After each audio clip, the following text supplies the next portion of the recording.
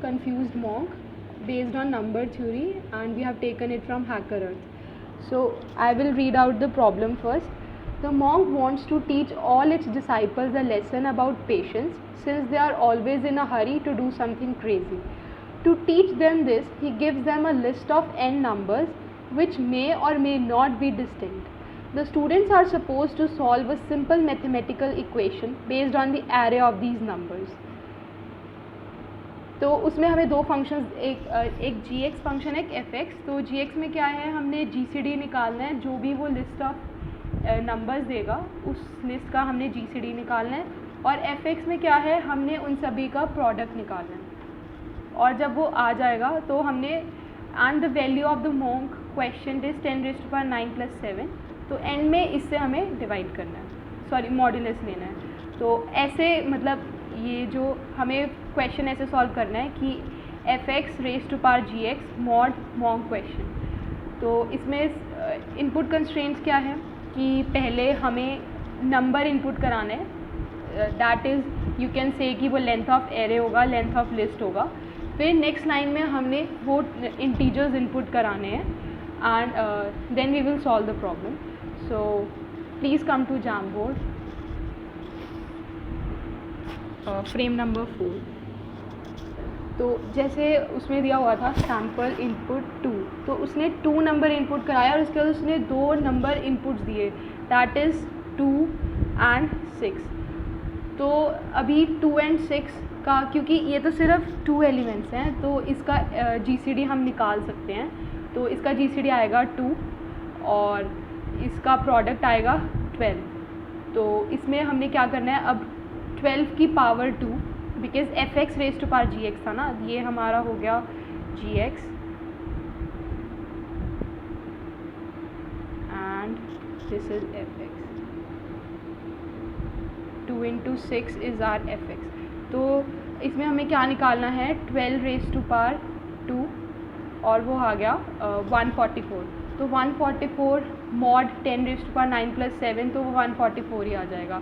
लेकिन अब अगर इसमें मोर देन 1 एलिमेंट्स हों, लाइक मोर देन 2 एलिमेंट्स हो, जैसे 2 6 3 हो गया, या फिर व्हाट डू वी से 2 6 8 हो गया, तो उसमें क्या है कि हम क्या कहते हैं, वो नंबर थ्योरी की अप्रोच लगाएंगे जिसमें हम पहले इन दोनों एलिमेंट्स का निकालेंगे और फिर नेक्स्ट 2 एलिमेंट्स का, और फिर जो जीसीडी हमारा हाईएस्ट कॉमन फैक्टर होगा और वो हमारा आंसर हो जाएगा. तो अभी हम कोड पे आते हैं.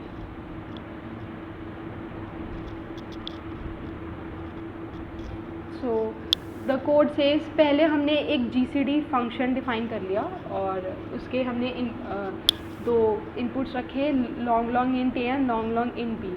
तो if a is 0 then it will return b. For example अगर जैसे मैंने 2 इनपुट किया और 0 और 6 कर दिया, तो अब मेरा यहाँ पे a 0 हो गया, तो वो सीधा ही आंसर 6 आ जाएगा. और अदरवाइज़ तो फिर हम कैलकुलेट करेंगे GCD b mod a by a. सो ये बेस्ट अप्रोच होती है, बिकॉज़ इसमें हम बड़े नंबर से क्या कहते हैं, बार बार उसका रिमाइंडर लेते जाएंगे और इवेंचुअली हमारा GCD आ जाएगा.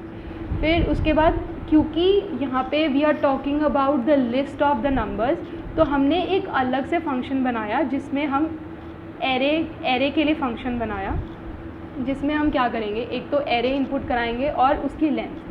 तो पहले हम एक बार के लिए मान लेंगे कि इसमें अप्रोच यही होती है कि पहले हम मान लेंगे कि जो हमारा फर्स्ट एलिमेंट है वो ही हमारा ग्रेटेस्ट कॉमन फैक्टर है. फिर उसके बाद हम लूप चलाएंगे उससे नेक्स्ट एलिमेंट से, और फिर हम कंपेयर करेंगे. अगर तो रिज़ल्ट हमारा 1 आता है तो we will return 1, otherwise we will return result, और पहले फॉर लूप चलता जाएगा.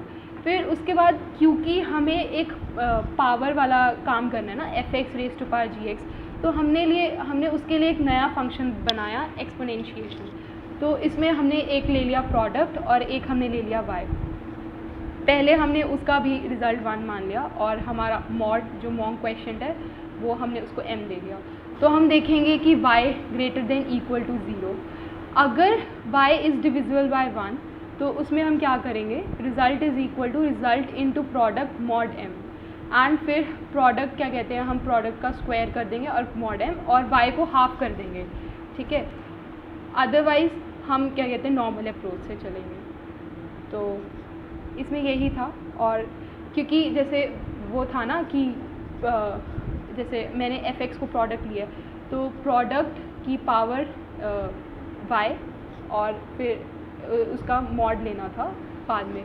तो नंबर थ्योरी में हमें सिखाया गया है कि जब हमें मतलब किसी दो नंबर्स का अगर वो मल्टीप्लाई में हो या फिर पावर में हो, तो हम उनका अलग अलग मॉड लेते हैं सो डैट कि वो मतलब रेंज से बाहर ना जाए। So thank you.